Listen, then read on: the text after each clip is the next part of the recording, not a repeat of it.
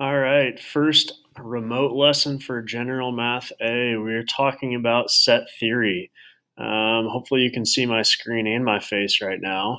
Um, we're starting off with some natural numbers, just a vocab word. A natural number would be like 1, 2, 3, 4, 5. We're counting all the way up to infinity, so that includes 16, 27, 365, all the way up to infinity. There are counting numbers that we can count on our fingers. Okay, so really the first big point of set theory is that we have this notation over here on the left side, as you can see where my mouse is. Probably new to a lot of us.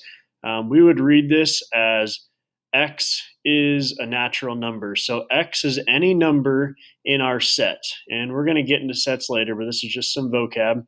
This little e right here is in the set. And then this fancy n just means natural numbers. And of course, natural numbers are 1, 2, 3, all the way up to infinity.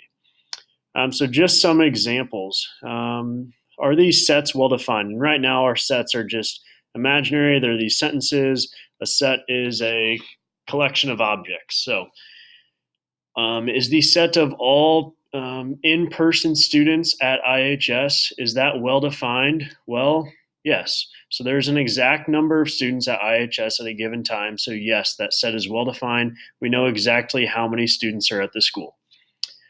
Second one, all the tall citizens of Des Moines. Would that be a well-defined set? I would say no, because how tall is tall, right? To a little kid, 6 foot might be tall. To an adult, 7 foot might be tall. That's not well defined. We don't know exactly what tall is. So that would not be a well-defined set. Moving on, this is kind of the notation more that we're used to for sets. So write a description of each set. So the set of Saturday and Sunday, these are called items in our set. We would describe this as the set of days of the weekend because what's in our set? The days of the weekend. Don't really have to overcomplicate these. What about this set? There's 9, 10, 11, 12, 13, and this dot, dot, dot just means that it's going on forever, all the way to infinity. How would we define this set? It is the set of whole numbers greater than or equal to 9. So all of these numbers are equal to 9 or greater than 9. Just kind of some words we're going to keep using over and over, that greater than or equal to, less than or equal to, things of that nature. When we say we're going to roster or list each set, we're pretty much going backwards. They're going to give us the description and we're going to write in set notation. This is our roster notation. So the set of months with exactly 30 days, there's a little trick to it.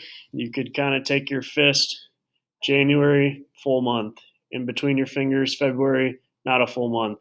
March, April, May, June, July, repeat, August, and we're going all the way back, right? So that's either 31 days would be a full month, 28 or 30, that'd be less. So we would write that S for set. That's kind of the notation right there. S equals the set of April, June, July, September, and November. One more. We have x. Remember this notation. X is a natural number. So that's 1, 2, 3, 4, 5, 6, 7, 8, right? But x is also less than or equal to 4. So S equals 1, 2, 3, and actually there should be a 4 in there because there's an equal sign. I will fix that on our PowerSchool page. Moving on to the second page, if you printed these off or the back side, which of these sets are empty? So an empty set just means there's nothing in it. The set of living U.S. presidents born before 1700. Are there any presidents born before 1700?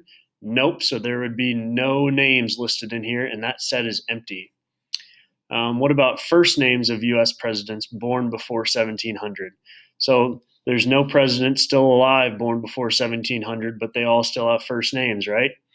So this set would not be empty because there would be like George Washington. So George would be in that set, right? Things like that.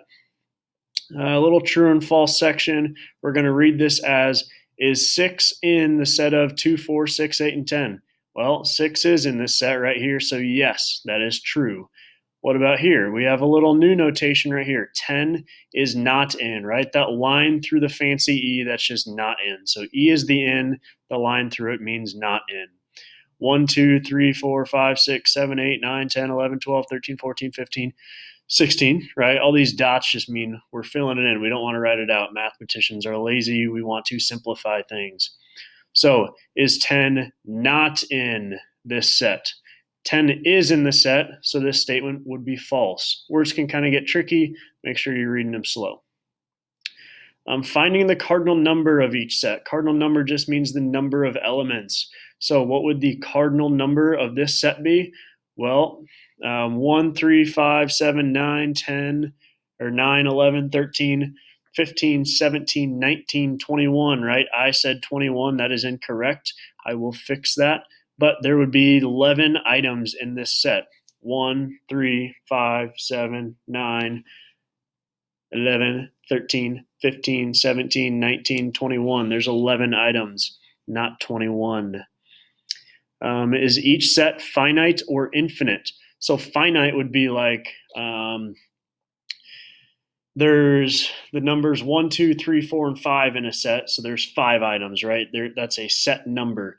Infinite would be like the set of natural numbers where they start at 1, 2, 3, 4, go all the way to infinity, keeps going on and on forever. You can't count how many items. So if x is a natural number, but x is also greater than or equal to 100, is that finite or infinite? Well, we know that the natural numbers go to infinity, and we're just starting counting at 100. So if we start at 100, 101, 102, 103, and we're still going all the way up to infinity, is that finite or infinite? That is definitely infinite. It goes on forever and ever. Can't count to infinity. Hopefully this helps. If you guys have any questions, just shoot me an email. We can Zoom anytime. Kind of crazy here. I apologize for the 2 mistakes. We'll catch those next time. But have a good day. And if you have any questions on the homework, let me know.